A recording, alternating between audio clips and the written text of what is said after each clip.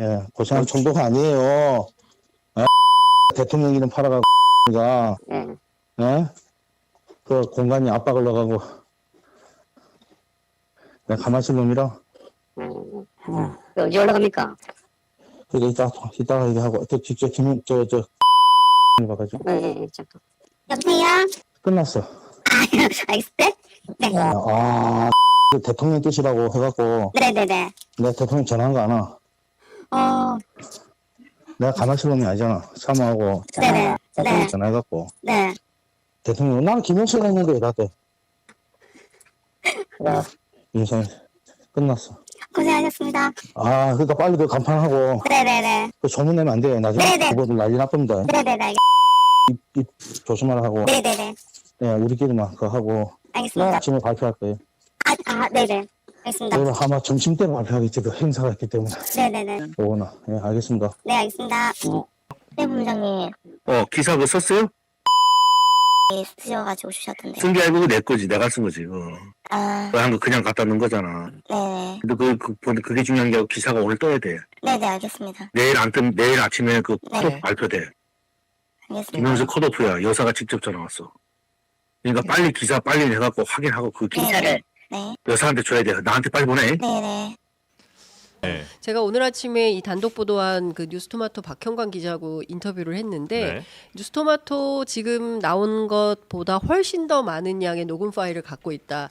장성철 소장은 오늘 아침 라디오에서 8개라고 얘기를 했는데 네. 8개 아니라고 합니다. 더 많다. 어허. 상당히 많이 누구의 녹음 녹취 파일인지는 그 부분은 얘기하지 얘기하지 않죠. 않아요. 네. 그래서 상당히 많은 내용의 녹음 파일을 확보했고 네. 이것을 검증하고 취재해서 확인되는 대로 시리즈로 보도하겠다. 시리즈로요? 예, 라는 입장이에요. 그러니까 제가 보기에는 뉴스토마토는 창사 이래 이렇게 센 보도를 한 적이 없는 것 같아요. 토마토, 네, 오늘 동접이 5만이었어요. 오. 네, 박지훈 변호사가 5천 되기도 참 힘들다 우리는. 그건 팩트입니다. 저 수령하고 있기 때문에 진짜 팩트입니다. 예. 예, 힘듭니다 거기는. 네. 근데 5만이 넘었어요. 2천도 힘든데. 예, 역시. 그러니까 예. 이 정도로 센 특종을 했기 때문에 명운이 걸려 있고 전사적으로 취재를 할 거고 네. 더 중요한 것은 다른 매체들도 이제 취재를 본격적으로 시작을 할 거고 또 뭐 어떤 다른 기자에 따르면 다음 주에는 대통령실 행정관의 육성이 나온다는 거예요. 대통령실 행정관 전혀 다른 공천 개입 의혹이 또 있다라는 얘기가 있어요. 다른 그러면 인물이 그렇습니다. 등장할 수 있겠네요. 그러니까 이게 지금 일파만파 상황이 되는 건데 일단 요 사건으로 조금 더 들어가 보면 네. 저는 이준석 대표의 의향이나 의중과 상관없이 이 보도는 갈 수밖에 없다. 이거는 계속 갈 수밖에 없고 그런데 저는 이준석 대표가 청년 정치인이고 또 지난 대표에서 그 쫓겨나는 과정이 굉장히 처절했고 그 과정에서 민주주의에 대해서 절박함을 느꼈던 정치인이기 때문에 그래서 개혁신당이라는 새 집도 마련하고 새로운 보수 정치를 해보겠다는 선언을 한 거 아니겠습니까?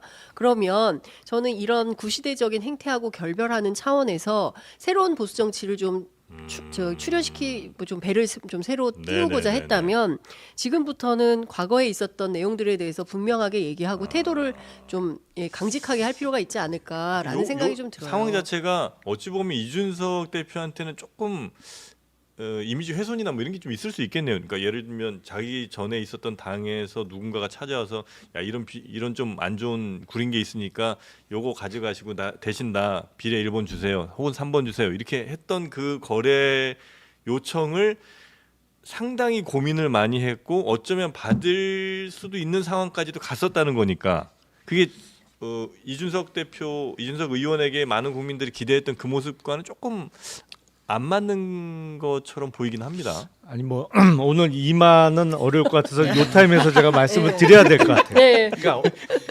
정확하게 제가 경험한 사실을 말씀드리면 예. 2월 29일 날 만났잖아요. 칠불사. 당시 네. 이준석 대표하고 김영선 의원하고 칠불사 그 지리산 자락에서 밤에 만났어요. 네? 그리고 3월 1일 날 뭐가 있었냐면 물론 3.1절 기념식도 있었습니다만 그날 오후에 금태섭 후보가 서울 종로에 출마하면서 선거사무소 개소식이 있었어요. 3월 1일 날 오후에. 예. 그래서 개소식이 끝난 다음에 그 위층에 있던 사무실에 다시 모였습니다. 몇몇 인사가 당시 이준석 대표를 비롯해서 저도 그때 정책위 의장을 할 때니까 예. 모였었고요. 몇몇 사람이 모였었는데 거기서 얘기가 나온 거예요.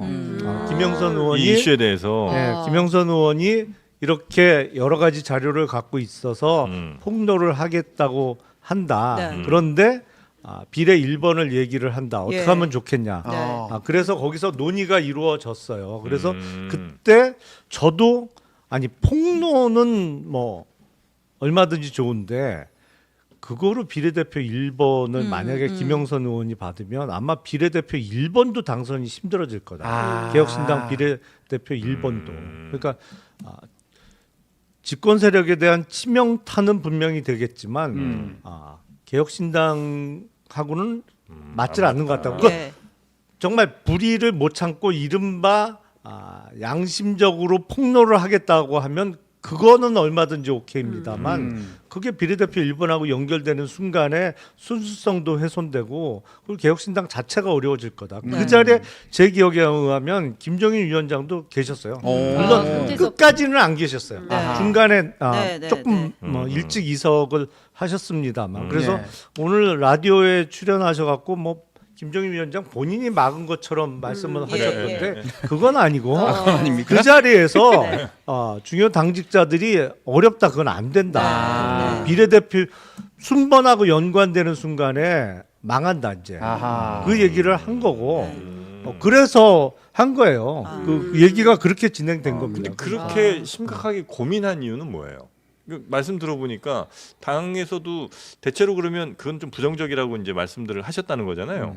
근데 이준석 의원도 뭐 생각해 보면 이건 그러니까 폭로는 뭐 얼마든지 오케이지만 이거는 안 받는 게 맞겠다라고 생각을 분명히 했을 것 같은데 그렇게 당 사람 중요 인사들한테 이렇게 상의도 하고 혹은 뭐 거기 한 명 남겨놓고 계속해서 뭐 협의를 하고 혹은 뭐 합의서 초안까지 이렇게 작성할 정도의 고민이 깊었던 이유는 뭡니까? 내용이 충격적이었겠죠. 그러면 그 질문 제가 드릴게요. 왜냐하면 김영선 의원이 이준석 대표를 찾아와서 일단은 뭐 김영선 의원이 1번 달라고 했다라는 거잖아요. 이준석 대표는 우리가 먼저 제안한 적은 일체 없어. 가짜 뉴스야라는 거고 어쨌든 이제 김 의원이 나 그러면 폭로할 테니까 1번 줘라는 제안을 하면서 텔레그램을 보여주기도 하고 카톡으로 받았다라고 했어요. 이준석 대표가. 맞아. 그럼 이준석 대표는 갖고 있었던 거잖아요. 자기가 그 캡처본을 카톡으로. 그걸 혹시 그 회의 때 보여주면서 공유를 하던가요? 그러지는 않았어요. 말로 풀어서 했지. 말로. 그러니까 제가 이걸 질문하는 이유는 이준석 대표는 그 캡처본을 보고 갖고 있으면서 본인은 그렇게 얘기를 하잖아요. 나도 이걸 봤는데 좀 완결성이 떨어진다고 느꼈어. 그러니까 이게 여사의 뭐 개입 좀 애매하다고 느꼈어라고 이제 본인은 설명을 하는데 논리적으로. 그거를 지도부들이랑도 정확한 원문을 공유를 하면서 그 김 여사의 공천 개입에 대한 판단을 한 적이 있는지. 그건 아닙니다. 그건 아니에요.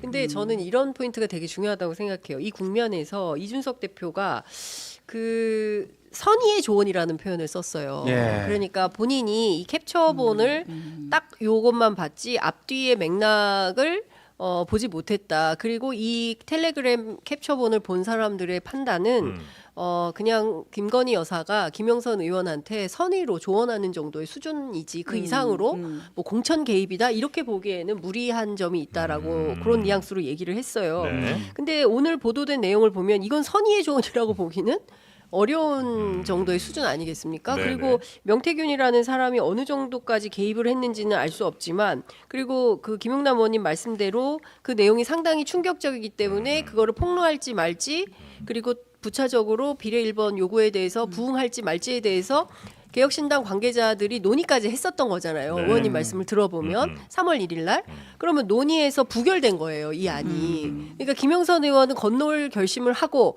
내가 이거 폭로할 테니까 그 대가로 비례 1번 줘. 이런 요구를 한 거고 개혁신당에서는 폭로는 좋은데 그 비례 1번은 곤란해. 이러면서 사실상 이게 그 B 의원이 뭐 기자회견 준비하다가 못했다고 얘기하는 것처럼 실제로 그 파이널까지 이르지는 못했다 이렇게 되는 거 아니겠습니까? 그러니까 사실상 이 과정에서 어떤 정치적 거래가 있었던 것은 맞는 거 아니냐 이렇게 되는 거래가 성사는 성사는 안 된 거죠. 거지만 네. 예, 예. 거래 미수?